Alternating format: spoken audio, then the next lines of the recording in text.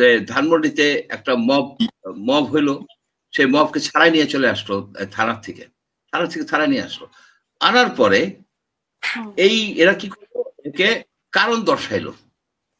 সে কারণ দর্শানোর কি উত্তর দিছে এই হান্নান মাসুদ, যে এই সব তরুণদের উপরে আমরা আস্থা রাখছি, আমি এদের বীরত্বের কথা, এদের সাহসের কথা, এদের যে ত্যাগ তিতিক্ষা জুলাই আগস্টে যেটা করছে আমি তো দেখেছি, আমরা অবজার্ভ করছি, দূরের থেকে হোক কাছের থেকে হোক অবজার্ভ করে দেখেন যে চাঁদাবাজি বা extortion বা অনৈতিক উপায়ে মানুষের কাছ থেকে টাকা আদায় করার যে প্রক্রিয়াটা, এটা হঠাৎ করে আসে নাই, এটা নতুন কিছু না, এটা অনেক আগের থেকে আছে। এটা একটা ওই হোমিওপ্যাথিক ইসে আছে না, যে প্রাচীন পীড়া, সেই প্রাচীন পীড়া, এটা আমাদের রাজনীতির একটা প্রাচীন পীড়া হচ্ছে যে চাঁদাবাজি আহ, করা হয় এবং অনেক সময় আউট অফ হ্যান্ড হয়ে যায়।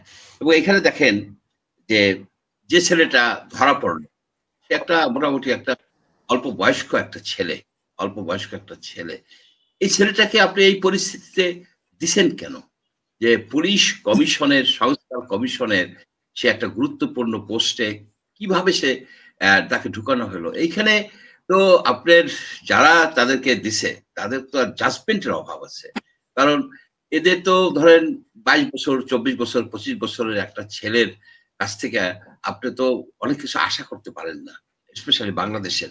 তো সেই জন্য আমি মনে করি কি, যে এই যে চাঁদাবাজি হচ্ছে, এই চাঁদাবাজির এটার পেছনে পেছনে হচ্ছে যেসব এইসব বৃদ্ধ লোকেরা এদেরকে নামাই দিছে, এই চাঁদাবাজ, তোমরা কিছু করে খাও, পরে ভবিষ্যতে দেখা যাবে। এটা আসলেই একটা দুর্ভাগ্যজনক আহ, আহ, বিষয় হয়ে দাঁড়াইছে আমাদের এখানে। আর একটা জিনিস দেখেন যে এরা এক একটা আসে ঘটনা, তখন কি করে যে আহ, এরা আপনার ওই নোটিশ করে, কারণ দর্শাও। আপনি দেখেন হান্নান মাসুদ বলে একটা ছেলে হাতিয়ার প্রায় কান্নাকাটি করতো, এখন তো কান্নাকাটি করে না, এখন তার অনেক গাড়ি ঠাড়ি হয়ে গেছে।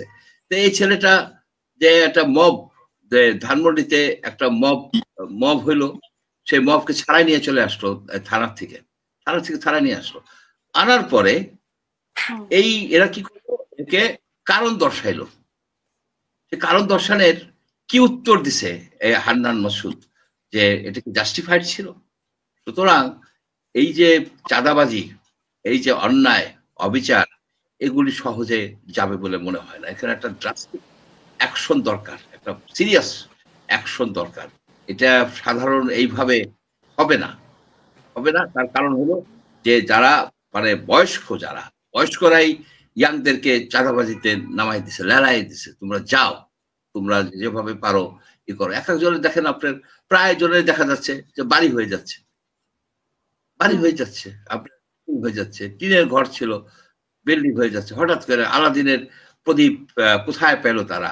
সুতরাং যে বিপ্লব, এখন তাদের তো ব্যাখ্য হচ্ছে যে তাদেরকে অনেকে ভালোবেসে টাকা দেয়, তাদেরকে উপহার হিসেবে দেয়, তো সেটাও তো দিতে পারে। উপহার হিসেবে যে দেয়, এই যে ওবায়দুল কাদের কেউ কিন্তু উপহার হিসেবে 40 লক্ষ টাকার ঘড়ি দিত, এটা দিত সেটা দিত। আমরা বাংলাদেশের নাগরিক, আমরা জানি যখন একটা লোক আপনার 10 লাখ 15 লাখ টাকা গাড়ি দিয়ে দেয়, সে কোনো কিছু বিনিময় দেয়, এবং সেখানে তো একটা এথিক্স আছে, একটা রুলস আছে, যে সে এটা নিতে পারে কিনা, অ্যাকসেপ্ট করতে পারে কিনা, দিলেই কে নিতে পারবে কিনা। এটা তো হয় না, আপনার এটা হয় না। এখানে সব দেশেই আইন আছে, বাংলাদেশেও আইন আছে, সেই আইনকে তারা ইগনোর করে যাচ্ছে।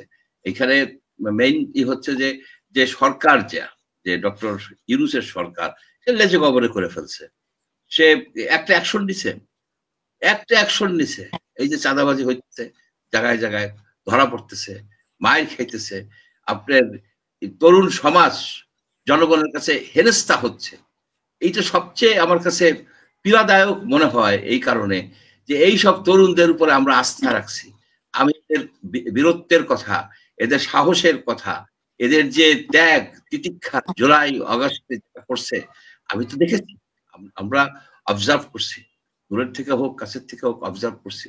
তাদের সেই সেই ত্যাগ তিতিক্ষা আজকে কোথায় গেল, ধূলিসাৎ হয়ে গেল কেন? এটা তো হওয়া উচিত ছিল না। তারা হতে পারত এই বাংলাদেশের এই যে নতুন এক যুগের সূচনা করতে পারত, যেখানে দুর্নীতিবাজ থাকবে না, যেখানে চাঁদাবাজ থাকবে না, যেখানে বৈষম্য থাকবে না। বৈষম্যহীনতা নিয়েই তো আন্দোলন শুরু হলো। শেষ পর্যন্ত কি দাঁড়ায়? শেষ পর্যন্ত এটা একটা আপনার কি বলবো, একটা মবক্রাসিতে রূপান্তরিত হলো। এখানে লোকজন যায় বাসায়, কিভাবে একটা বাসায় ঢুকতে পারে? আইনের একটা বিষয় আছে না? আপনি একটা বাসায় যে ঢুকবেন, একটা বাসায় ঢুকবেন, কোন অধিকারে আপনি বাসায় ঢুকবেন? সে অপরাধী হতে পারে, অপরাধী হলে তাকে অ্যারেস্ট করবে, পুলিশ অ্যারেস্ট করবে এবং আদালতের রায় নিয়ে অ্যারেস্ট করবে। সেখানে সাধারণ লোক যে কেন, কিভাবে তার বাসায় ঢুকে, কিভাবে তার কাছে টাকা আদায় করে, কিভাবে চায়, এই যে একটা নৈরাজ্যকর অবস্থা, এর জন্য দায়ী এককভাবে দায়ী আমাদের এই ডক্টর মোহাম্মদ ইউনূস।